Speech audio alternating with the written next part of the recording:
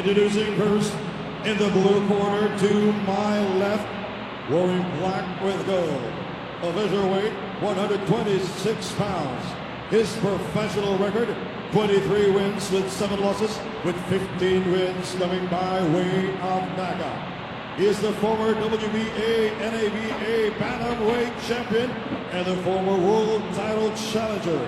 Ladies and gentlemen, introducing the challenger from Nicaragua, El General Daniel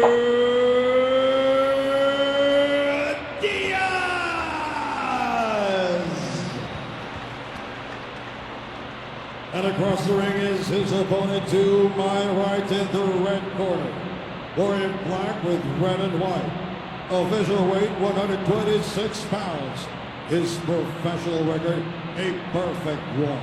16 fights, 16 wins with 12 wins coming by way of knockout. He is ranked number 2 by the World Boxing Organization and ranked number 12 by the World Boxing Council. Here is the fighting pride of Tagbilaran City, Bohol, the reigning and defending WBO International Featherweight Champion, introducing Mark Magnifico Magsayo! And in charge of the action, he will be giving instruction right after the introduction. Ladies and gentlemen, veteran international boxing referee, attorney Don Rex Tapdasa.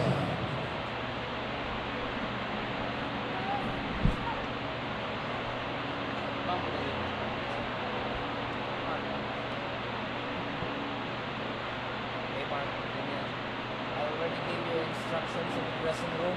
Respeto las reglas en el camerino. Okay? Protect yourself at all times. Protéjase a sí mismo en todo el tiempo.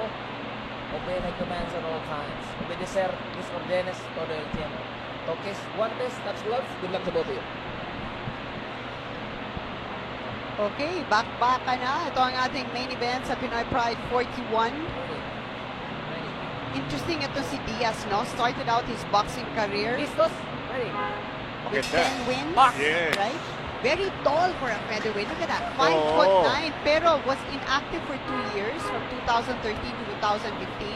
Then fought once, won, then ito na. Second fight since coming back. But look at that height advantage. Be on the lookout for the right hand of El General Diaz,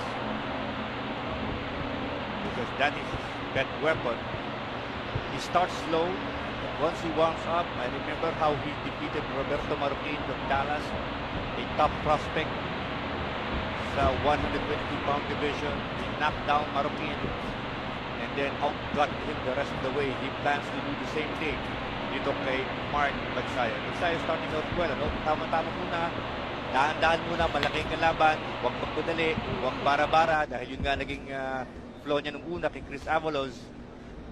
Tama. Oo, gusto mo munang, tingnan mo muna kung ano ibubuga na yung katunggali. Kilala sa kanyang power mula sa kaliwat kanan to si Mark Magsayo. Undefeated, perfect record so far, 16-0. Oh, down!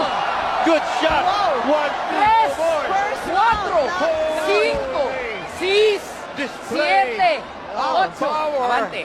Está bien. Continuar. Phenomenal start. Pati si Diaz, El General, Oo. napasaludo. Oh boy! Mark Magsayo Magsayo. is a tremendous Wow. Second knockdown. Hit sa round Tres. two. I did say that Cuatro. Diaz is a slow starter, but this is very slow. 7, This is slow motion. And what a fast start para kay Magnifico. Can he even survive the round? Oh, no, he's out. He's out. Holy display. Unbelievable. Tagumpay. Unholy display of power. Napakabilis ang tagumpay para kay Magsayo. Woo! Hindi pa nga Hindi pinawisan. nakaporma. Hindi pa pinawisan. Hindi niya pinaporma. Sia. Wow. Ito. El General napasaludo sa loob ng isang round kay Magnifico Mark Magsayo. Magsayo, careful, very careful in the opening minute, and then suddenly exploding